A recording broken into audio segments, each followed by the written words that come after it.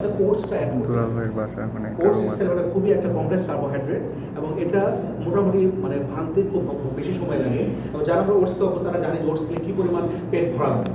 মানে এর মধ্যে ফাইবার আছে এবং খুব ছোটো কার্বোহাইড্রেট থাকাতে একটা ওটস মোটামুটি 100-150 গ্রাম ওটস বডির ভাঙতে কমপক্ষে 2 থেকে আড়াই ঘন্টা লাগে। আসলে এই সময়গুলো এই জন্য বলা হচ্ছে যে কারণ আসলে যেটা হয় কি আমরা ইফতারের পর অসম্ভব ভারী হয়ে যায়, যেটা আমাদের ইবাদতে একটা ইফেক্ট করে আমরা আসলে বেশি আমাদের খরচ করতে গিয়ে আমাদের অনেকটা আমরা হয়রান হয়ে যাই। তো এই জন্য বিষয়গুলো বলা যাতে আমরা এগুলো বেশি পেটে রাখতে পারি। আর তারপর প্রোটিন আমরা চেষ্টা করবো আমাদের প্রোটিন ইনটেকটা ঠিক রাখতে। রমাদানে আমাদের ডিম, ডাল, মাছ, মাংস যাতে এটা অবশ্যই আমাদের দুজন আমরা যেমনি খাই তেমনি খাওয়ার চেষ্টা করবো। স্বাস্থ্যকর ফ্যাট যেটা বলতে মেন করা হচ্ছে বাদাম, যদি আমাদের চিয়া সিডস খাওয়া অভ্যাস থাকে আমাদের, এবং হচ্ছে অলিভ অয়েল যেটা আমরা করতে পারি। রমাদানে আমরা চেষ্টা করি আমরা যদি কিছু বানাই আমরা অলিভ অয়েল ইউজ করতে পারি। অলিভ অয়েল অবশ্যই আমরা সবাই জানি যে যে অয়েলগুলো পাওয়া যায় বাজারে সেগুলো থেকে অলিভ অয়েল অনেক বেশি স্বাস্থ্যকর। চেষ্টা করবো অলিভ অয়েল ব্যাপারটা করতে রমাদানে। এবং যে বিষয়টা আমি আরও একটা ডিটেলস কথা বলবো, প্রচুর পানি খেতে হবে আমাদের এটার জন্য। এবং হ্যাঁ, খুব ইম্পর্টেন্ট পয়েন্ট এক্ষেত্রে আমি এটা শুরুতে বলা উচিত ছিল, সেটা হচ্ছে রমাদানে আমাদের আসলে অতিরিক্ত চিনি খাওয়া হয়। কারণ হচ্ছে রমাদানের মধ্যে আসলে এত শরবত আমরা কোনো মাসে খাই না, সত্য কথা। রমাদানে কেন যেন ইফতারে আমাদের একটু মিষ্টি জাতীয় খাবার না খেলে ইফতারটা আসলে মানে আমাদের হয় না। অথচ আমরা ভালো করে জানি যে আমরা যে খেজুরটা খাই এর মধ্যে তো অনেক চিনি। তো আমরা খেজুর খাচ্ছি, আবার হচ্ছে 2 চামচ 3 চামচ যে যত পারি চামচ দিয়ে আমরা কি খাচ্ছি, শরবত বানিয়ে খাচ্ছি, লেবুর শরবত অথবা ট্যাং, তার উপরে আমরা কি জিলাপিও খাচ্ছি। তো খেয়াল করে দেখবেন যে আসলে রমাদানে আমরা কার্বোহাইড্রেট এত পরিমাণ খাচ্ছি ইফতারে, এটা তো আসলে আমাদেরকে বলে থাকে আমাদের অনেক বেশি প্রোটিন মানে আমাদের তো এই বিষয়গুলো আসলে সবাই কম বেশি জানি আমরা।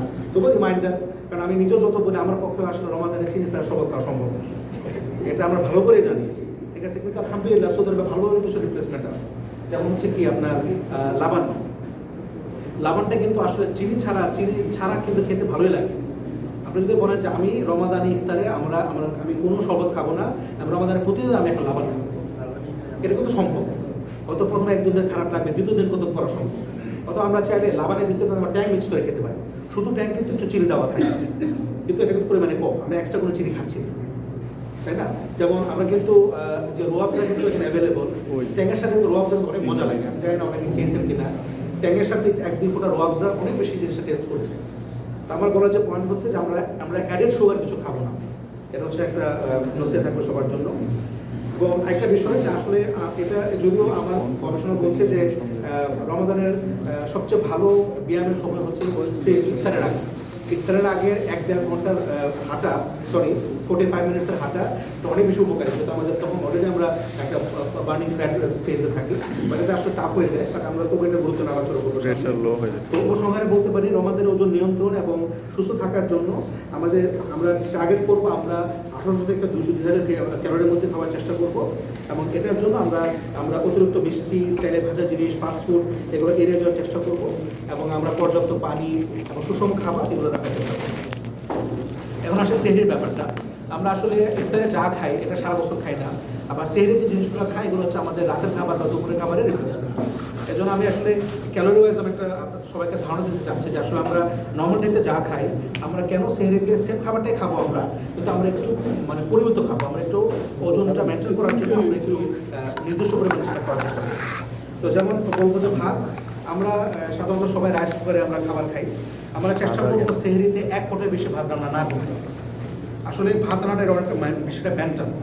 আমরা চাইলে মনে করি যে না আজকে দিন ভালো 2 পট ভাত রান্না করে ফেলি। এভাবে আসলে আপনি যদি মাইন্ডসেটকে আমরা চেঞ্জ করি যে আমরা সেহরির জন্য আমরা 1 পট ভাত রান্না করবো, এটা বলতে ভাইয়ের তারাও তো আসলে সেহরিতে কম খাওয়া, আসলে কম খাওয়া হবে না। আমরা এই বাকি 1 পট যেটা আমরা রান্না করলাম না, রিপ্লেসমেন্ট আমরা শাকসবজি বা ডাল এগুলো খাওয়ার চেষ্টা করবো। এটা একটা দেবো সবার জন্য। হ্যাঁ, ডাল আমরা হয়তো অনেকেই জানি যে আসলে ডাল সবারই আমরা রেগুলারই খাই। আমরা যেই জিনিসগুলো আমরা খাই এর মধ্যে সবচেয়ে স্বাস্থ্যবান এবং ভালো খাবার হচ্ছে ডাল। সত্য কথা যেটা, আমরা ডাল যেভাবে রান্না করি এটা আসলে যেরকম বাইরের লোকজন কী করে, তারা যে কোনো একটা মেইন মিল শুরু করে স্যুপ দিয়ে। তো ডাল কিন্তু আসলে একটা স্যুপ। অনেক হয়তো আপনারা সুপার মার্কেটে দেখেছেন যে ম্যাগের কিন্তু একটা ল্যান্টেল স্যুপ একটা ফ্লেভার আছে, মানে আমরা যে ডালটা খাই এটা আসলে একটা স্যুপ। এবং বাইরের দেশে তারা যখন একটা মেন মিল খায় তারা কিন্তু স্যুপ দিয়ে খেয়ে পেটটা ভরিয়ে ফেলে মোটামুটি, যাতে তাদের কার্বোহাইড্রেট এবং প্রেশারটা কমে এবং তারা যাতে প্রোটিন খেতে পারে। তো আমরা চেষ্টা করবো যাতে আমরা ডালটা একটু বেশি খাই, যাতে আমাদের কার্বোহাইড্রেট কম খাই, যেহেতু আমরা এক পট চাল কম রান্না করছি।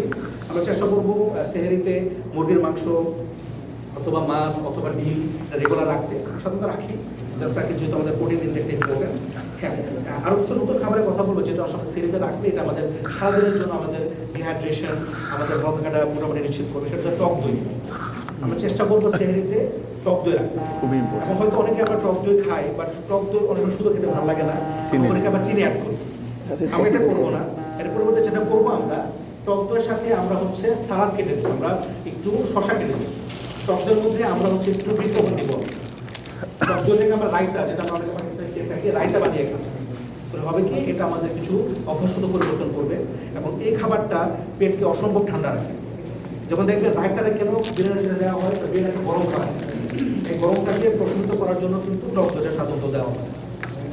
তো আসলে আমাদের টক দইটা আমাদের সেহরির সাথে এটা অ্যাড করবে, এটা আমাদের জন্য ভালো। এবং পানির কথা বলা হয়েছে এর আগে। তো এই হচ্ছে মোটামুটি সেহরি এবং হচ্ছে রাতের খাবার। রাতের খাবার একই ব্যাপার।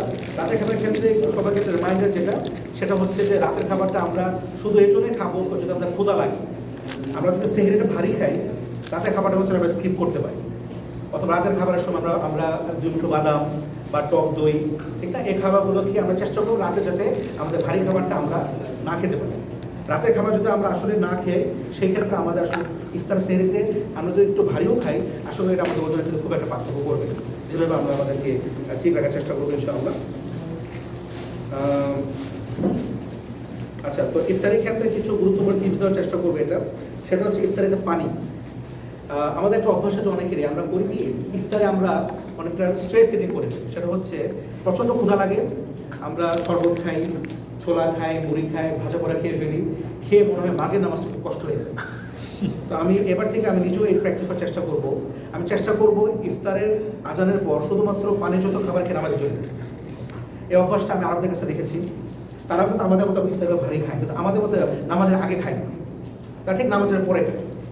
তো আমাদের দেশে করি কি, আমরা ইফতারটাকে ঠিকমতো মন মতো খাই, দেন আমরা নামাজ পড়ি, যার অর্থ যে আসলে আমরা নামাজটাকে কম গুরুত্ব দিচ্ছি, ইফতারটাকে বেশি গুরুত্ব দিচ্ছি আমরা। ঠিক আছে, তো এটা একটা ভালো একটা প্র্যাকটিস আমি দেখি, এটা আমি আমার একজন কলেজের কাছে শিখেছি এটা। সেটা হচ্ছে উনি ইফতারে মাগরিবের আজানের জবাব দিতেন। আমরা কয়জন আসলে ইফতারে মাগরিবের আজান শুনি? কেউ কিন্তু শুনি না আসলে।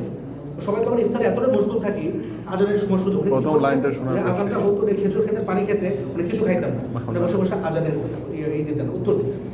এবং তুমি এত করে আমলটা কেমনে করো? এই জন্যই করে, যদি আমি এখন খেতেই থাকি, আজানের উত্তরটা দিতে পারবো না এবং এই খাবারটা আমি খেতেই থাকবো, আমার নামাজের জন্য কষ্ট হয়ে যাবে। এই জাস্ট একটা টিপস শেয়ার করা, কীভাবে আমরা চাইলে খাবারটা পরেও খেতে পারি। সেটা হচ্ছে আমরা আজানের উত্তর দেবো, আজানটা শেষ, হালকা পাতে কিছু খেয়ে, সবজির কিছু ফ্রুটস খেয়ে আমরা নামাজে চলে যাবো। নামাজটা শেষ করে আমরা চেষ্টা করবো পরবর্তীতে আমরা এসে বাকি নামাজ আমাদের, এটা কিছু একটা প্র্যাকটিস আমরা চেষ্টা করি এগুলো নিজেদের মধ্যে আনা।